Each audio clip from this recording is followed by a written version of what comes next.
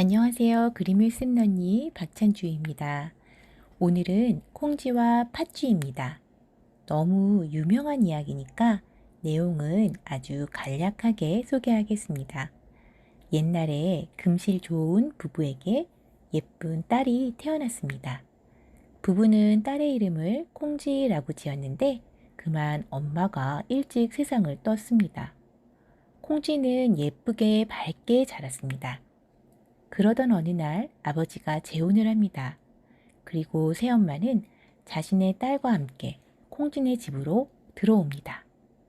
그날부터 팥쥐 엄마는 콩쥐의 모든 것을 빼앗아 팥쥐에게 주고 콩쥐를 구박합니다.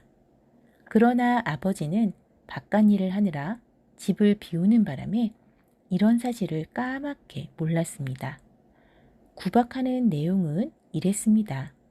팥쥐에게는 새 호미를 주면서 부드러운 흙밭을 갈라고 하면서 콩쥐에게 나무 호미를 쥐어주고 자갈밭을 갈라고 하지를 않나. 구멍난 물 항아리에 물을 가득 채우라고 으름장을 놓거나 콩과 쌀을 뒤범벅으로 섞어 놓고 둘을 갈라 놓으라든지. 잔치에 초대를 받았는데 콩쥐는 배를 잔뜩 짜고 따라오라는 칙이었습니다. 콩쥐는 이때마다 하늘에서 돕습니다.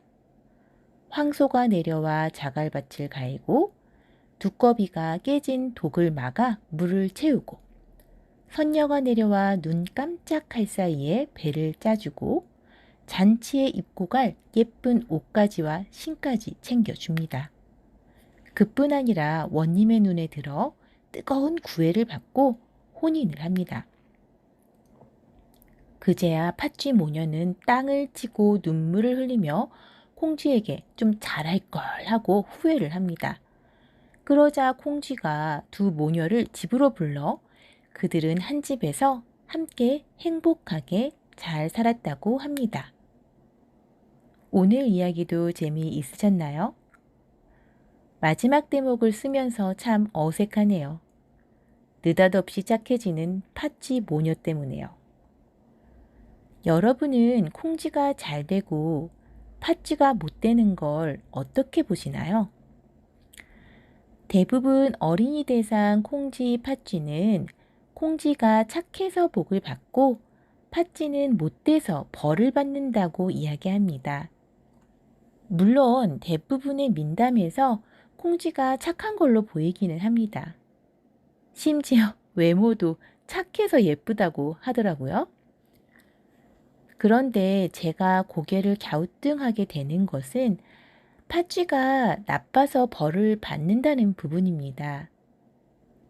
심리학을 공부하면서 세상에 이유 없이 나쁜 것은 없다는 것을 알게 되었습니다. 나쁘지 않으려면 나쁘게 한 원인과 마주해야 됩니다. 그리고 그 이유를 없애거나 적어도 이해를 하거나 또는 그것을 조절하는 방법을 터득해야 합니다. 우리가 나빠지는 것은 대부분 방어기제가 오작동을 하기 때문입니다. 방어기제라는 것은 나쁜 게 아니에요. 방어기제의 목적은 나를 보호하는 것이기 때문입니다. 방어기제가 과잉 반응을 하거나 이상하게 작동을 해서 나빠지는 경우 우리는 다음과 같은 문제에 빠질 수 있어요.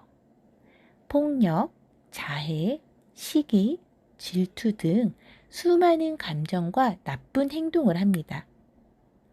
팥쥐 엄마와 팥쥐가 원래부터 나빴다는데 심리학적으로는 그럴 리가 없습니다. 많은 이유를 추측해 봅니다. 여자가 남자 없이 혼자 애를 키우면서 악착 같아졌을 상황들. 또 잘해야 본전이라는 게 애복이잖아요. 엄마는 친엄마든 새엄마든 참 힘든 자리입니다. 그런데 새엄마가 한 가지 더 힘든 게 있지요. 이웃과 세상이 그녀의 일거수일투족을 본처와 비교하면서 채점할 테니까 정말 어려웠을 것 같습니다. 이웃의 생각 없는 말, 또 본처와 콩쥐에 대한 칭찬이 없던 미움을 만들었을 수도 있습니다. 저는 철이 든 본처의 자식이 새엄마를 순순히 받아들이는 것도 영 어색합니다. 콩쥐는 무슨 생각으로 팥쥐 엄마에게 고분고분했던 것일까요? 만약 폭력에 굴복했다면 심각한 마음의 병이 생겼을 겁니다. 그것이 아니라 넓은 자유로움으로 두 모녀를 받아들인 거라면 성자의 경지일 겁니다. 그런데 그것은 아닌 것 같아요. 왜냐하면 여러 지역의 민담들을 읽어보면 속상해서 울었다는 콩쥐가 많이 나오거든요. 그것으로 보았을 때 콩쥐에게도 화가 있어 보입니다.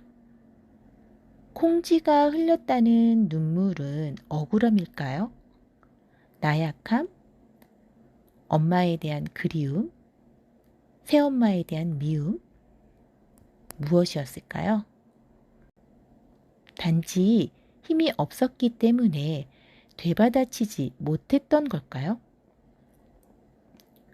타지에서 일하느라 늘 집을 비우는 남편, 자신을 몹쓸 여자로 만드는 본처의 예쁜 딸.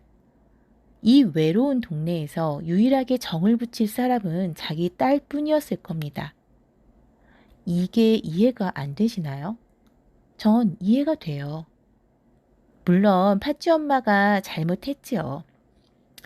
하지만 팥쥐 모녀의 사정이 지나치게 축약되었다는 그것이 제 생각입니다. 아마 그녀는 날카로운 세상으로부터 자신과 자신의 딸을 보호하고 싶었을 거예요.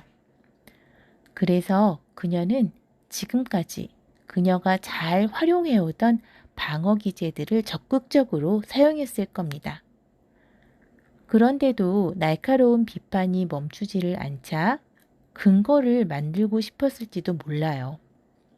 그녀는 남의 말에 많이 흔들리는 나약한 사람이었을지도 모릅니다. 급기야 콩쥐의 실수를 드러내고 더 못나게 하고 싶고 그것을 근거로 원하는 성과를 내고 싶었을 수도 있습니다. 이건 마음이 나쁘다기보다 누구나 빠지기 쉬운 과잉 반응일지 모르겠어요. 마음은 나쁜 게 없습니다. 이 말이 이해가 되시나요? 나를 밟으면 화가 나는 게 당연해요.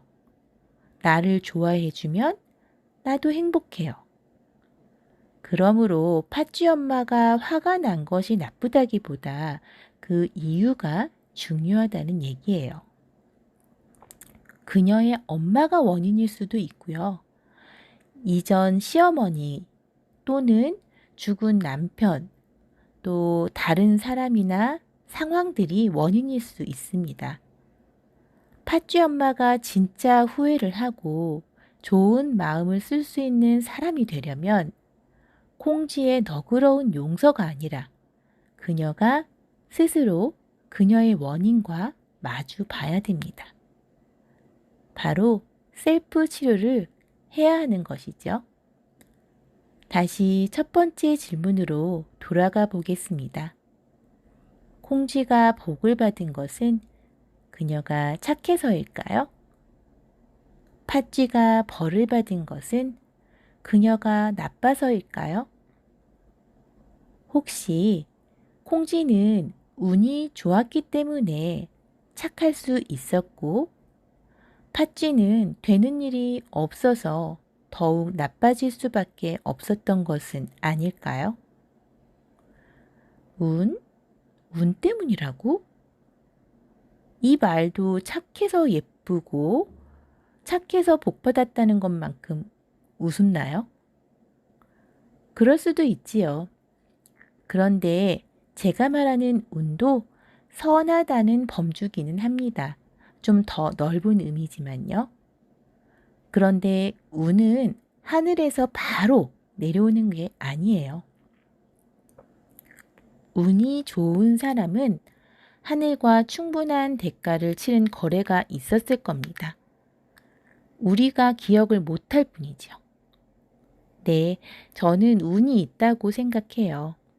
그런데 이 운도 정말 정밀하게 쪼개고 자르면 우리가 하는 행동 하나하나예요.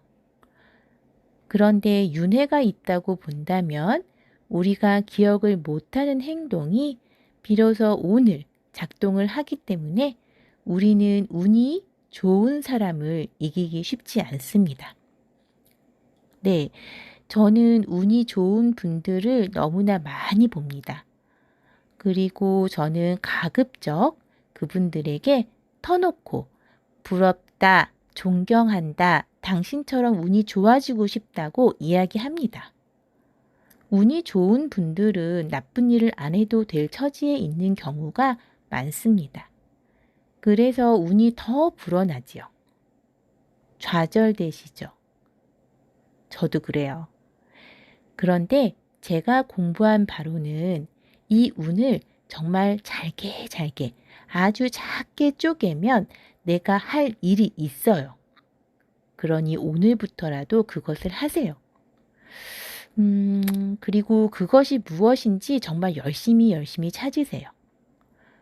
사실 잘 모르겠는 일도 있거든요. 그건 너무너무 사소해서 그래요. 저는 요즘 신발장에 신발을 즐거운 마음으로 정리해요. 예전과는 다른 마음이고요. 예전보다 자주 정리해요. 어쩌면 이런 작은 일이 도움이 된답니다. 내가 어떤 소원과 바람이 있는지가 힘이에요. 그리고 절대 하지 말아야 될 일이 있어요.